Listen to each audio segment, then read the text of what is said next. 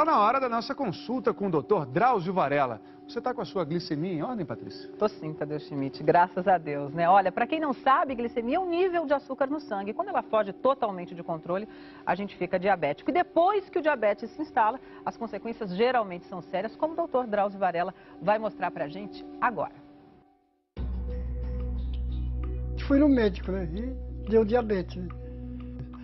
Eu passei a seguir o regime, mas eu descuidava do regime. Quando eu me sentia mal, eu seguia o regime. Quando me sentia bem, abandonava de novo. Foi quando a infecção pegou no calcanhar e minha glicose não baixava de jeito nenhum. 600 e pouco, 700. Estava me dando fraqueza, o processo de muito vômito, qualquer coisa que eu comia eu estava começando a vomitar. E o suor, porque eu suava demais. Segundo os médicos, quando eu cheguei ao hospital, disseram que eu estava com gangrena úmida, que eu corria até o risco de perder o pé. Diabetes é tão comum que você pergunta para o amigo, como vai sua mãe? Ele responde, tá ótima, só o diabetes um pouquinho descompensado. Ótima? Na verdade a mãe dele está mal. Diabetes descompensado prejudica a visão, o funcionamento dos rins e a circulação do sangue. É uma das principais causas de derrame cerebral, ataque cardíaco, insuficiência renal e amputação de membros. Wolf descobriu que tem diabetes há 12 anos, mas nunca se preocupou muito com as consequências da doença. Coisas que eu não posso mais comer, por exemplo, manteiga, por exemplo, catupiry. Pizza para mim não é nem alimento, pizza é oxigênio. Porque nós somos muito movidos à televisão. A gente gosta muito de ver televisão e para acompanhar ou faz um balde de pipoca ou então pega aí uma caixa de chocolate, de bombons e tal, e enquanto vai vendo o filme vai detonando tudo. Infelizmente isso foi ao longo de muitos anos, né? Eu tinha constantemente, um problema de muito suor e vômito. Bom dia, bom dia, bom dia. Minha reação foi procurar um gastroenterologista, porque como eu vomitava, eu achava que eu tinha um problema no estômago. E procurei um gastro, ele pediu uma série de exames. Quando eu levei os exames para ele verificou que o problema não era gástrico. Ele estava com uma glicemia de 610. Imediatamente ele falou, você deve estar com problema de diabetes. O diabetes é uma doença traiçoeira. É possível viver muito tempo com níveis elevados de açúcar no sangue sem nenhum sintoma. Mas quando os danos se instalam, são irreversíveis. O diabetes levou o Regis à insuficiência renal.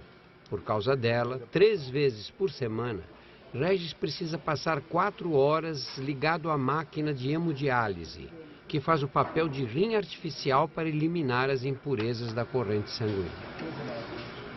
15 horas, tá bom.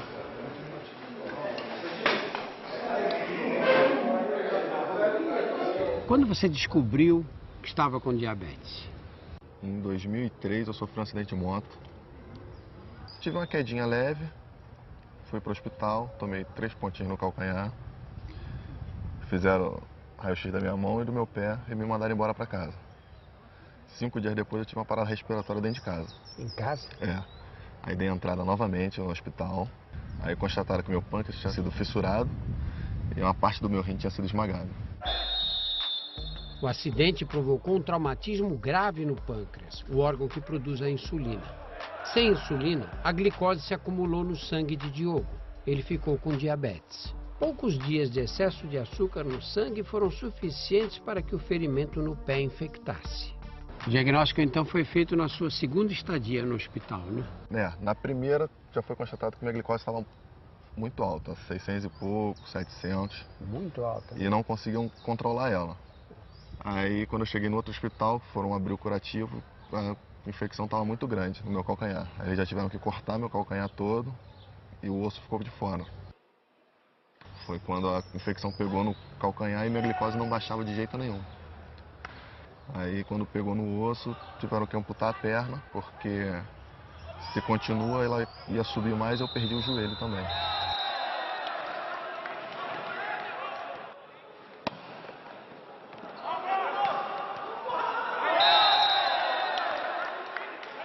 A perda de sensibilidade nos pés é um problema sério no diabetes. A pessoa se machuca e nem percebe, porque o excesso de açúcar no sangue ataca os nervos, prejudica a inervação. Se o machucado não dói, você não cuida dele. Demora para cicatrizar, infecciona. Nos casos mais graves, o pé e às vezes até a perna precisam ser amputados. Boa tarde. Como em outros casos de diabetes, a sensibilidade dos pés de Wolf diminuiu. Ele machucou o pé e não percebeu. A ferida não cicatrizou. Não tenho sensibilidade, eu não sinto dor. Então, se eu me machuco no pé, eu acabo achando que eu não tenho nada, porque eu não sinto dor. Eu acabei machucando o dedão esquerdo. Eu não dei muita importância, 3 dias depois a coisa realmente tinha se complicado, porque inflamou. Segundo os médicos, quando eu cheguei ao hospital, disseram que eu estava com gangrena úmida, que eu corria até o risco de perder o pé. Eu sabia de ouvir falar, de ler alguma coisa, mas eu não sabia da seriedade da coisa. Realmente eu não sabia que era tão sério e que poderia progredir tão rapidamente.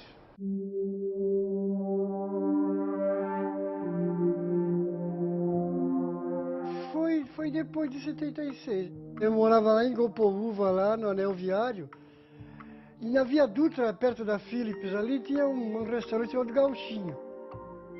Um dia, uma tarde, não tinha o que fazer, eu resolvi ir até lá. E no caminho eu me senti mal. Voltei para casa e no dia seguinte fui no médico, né? E deu diabetes. Né? Eu passei a seguir o regime, mas eu descuidava do regime. Quando eu me sentia mal, eu seguia o regime. Quando me sentia bem, abandonava de novo. Eu fui tomar café, levantei, acordei e eu não vi o copo. Aí eu percebi que eu não estava enxergando nada, quase nada, né? Aí eu começou a diminuir gradativamente a vista. Anos de diabetes mal controlado danificaram os vasos sanguíneos dos olhos de Castelo. Ele teve o que chamamos de retinopatia diabética e perdeu a visão.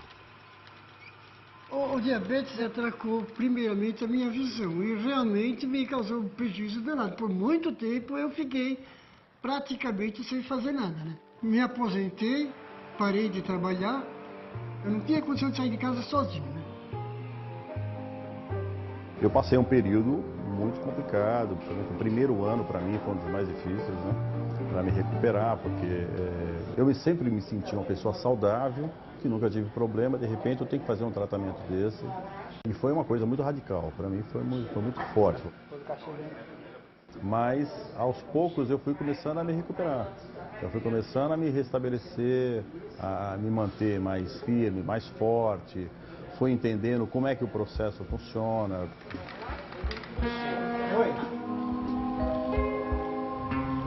Quando a pessoa, por um acaso, tiver diabetes, ela apresenta uma diminuição da sensibilidade nas extremidades, tanto nas mãos quanto nos pés.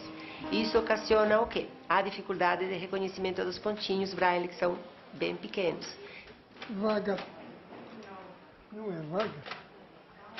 Então, aí o processo é mais lento, mas não é impossível. A primeira linha, você já vai para a linha de baixo. Vamos lá, vai. Qual é a primeira letra? Eu era para estar deprimido, eu era para estar, né, e não estou. Eu trabalho bastante, eu ando bastante.